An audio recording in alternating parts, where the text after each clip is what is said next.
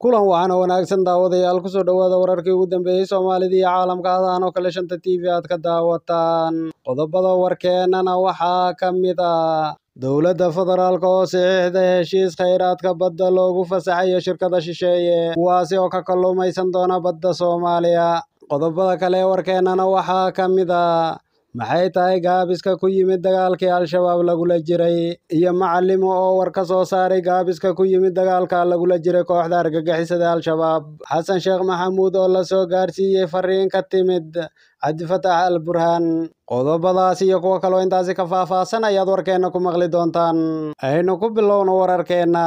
wasiirka wasaaradda kalluumaysiga iyo kheyraadka badda xukuumadda federaalka Soomaaliya Axmed Xasan Aadan ayaa maanta heshiis is-afgarad ah la saxiixday madaxa shirkad laga leeyahay Shiinaha kaasi oo shirkadu ku maalgelinayso kalluumaysiga dalka ayaa lagu yidhi qoraal ka soo baxay Villa Soomaaliya heshiiskan oo ahaa is-afgarad laba dhinac ah oo waqtigiisu uu yahay muddo 1 sano ah ayaa oggolaanaya in maraakiibta shirkadda Beijing la siiyo rukhsad ay uga kalluumaystaan badda Soomaaliya iyadoo horey shirkad Maraykanka laga leeyahay shidaalka Soomaaliya loo saxiixay sida ay hadalka u dhigeen heshiiskan cusub ayaa dhigaya in shirkadda Beijing ay hirgeliso xarumo lagu hagaajinayo kalluunka dalka inay maalgelin xooggan ku samayso wax soo saarka kalluunka tuunaha kaasi oo ah kulan xilliyada kala guurka ah ayna wadaagaan dhammaan wadamada ku teedsan biyaha badweynta Indiya munaasabadda heshiiska saxiixa ayaa sidoo kale waxaa ka soo qayb galay goobjoogayaal caalami ah khuburo kalluumaysi iyo wakiilka shirkadda laga leeyahay dalkaasi Shiinaha ee Beijing wasiirka wasaaradda kalluumaysiga oo halkaasi ka hadlay ayaa xusay in kobcinta dhaqaalaha iyo ka faa'iidaysiga kheyraadka badda dalkeenu uu ka mid yahay tiirarka ugu horeeya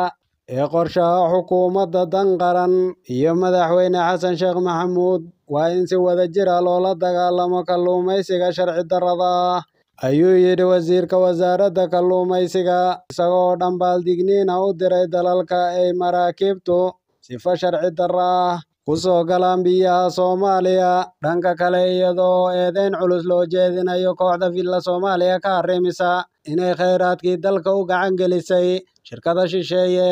oo ay ugu horeeyaan shidaalka dalka iyo kalluumaysigii badda kaasi oo dowladda xasan sheekh maxamuud u gacan gelisay shirkada shisheeye haatanna xildhibaan maxamed ibraahim macallimo oo ka mid ah xildhibaanada baarlamaanka federaalka Soomaaliya ayaa walaac xooggan ka muujiyey gaabsiga maalmihii u dambeeyey ku yimid dagaalkii lagula jiray kooxda argagixisada ee al-shabaab xildhibaan macallimo ayaa sheegay inuu hakad ku yimid dagaalkii khawaarijta taasina ay fursad u siinayso inay dib u soo rogaal celiyaan kooxdii argagixisada ee jabka xooggan lagu gaarsiiyey dagaalkii lagula jiray ee ay iska kaashanayeen ciidamada dowladda iyo dadka deegaanku hakad uu galo dagaalka ka dhanka kooxda khawaarijta waxay siinaysaa fursad ay dib isugu soo urursadaan kadib jabkii cuslaa ee soo gaaray geeslo aad kulaylka ayaa lagu gooyaa ayuu yidhi xildhibaan macallimo oo ka hadlayay hakadka ku yimid dagaalka lagula jiray kooxda argagixisada hadalka macallimo ayaa imanaya iyada oo la dareemayo inuu hoos u dhac ku yimid dagaalkii ka dhanka ahaa kooxda argagixisada ee al-shabaab kaasi oo markii hore ka soo bilowday deegaanada gobolka Hiiraan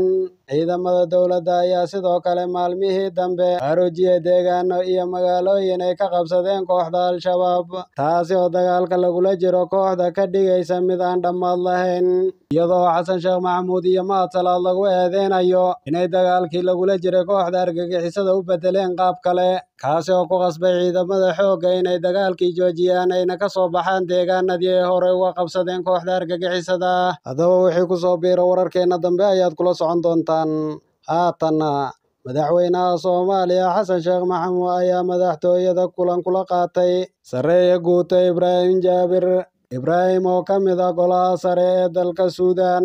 madaxweynaha ayaa ka guddoomay Genaraal Ibraahim fariin iyo dhambaal ku saabsan xidhiidhka labada dal iyo kor u qaadista iskaashiga heer gobol janankan ayaa fariin ka siday guddoomiyaha golaha sare ee dalka Suudaan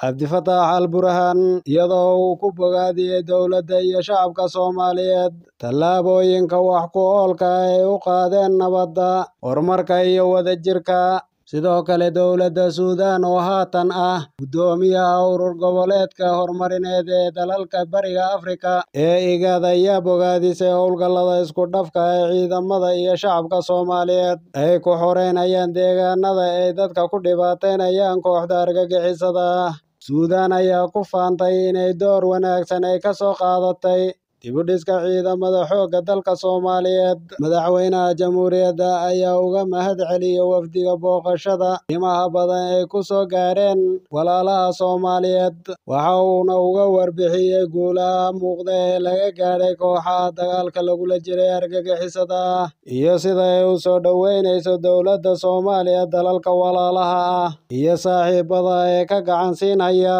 in gobolka laga dulqaado argagixisada curyaamisay xasilloonida iyo horumarka, ayaa lagu yidhi qoraal ay Villa Soomaaliya ka soo saartay kulankaasi. Qodobkaas ayaa warkeena ugu dambeeyey, sidaas iyo nabadgelyo.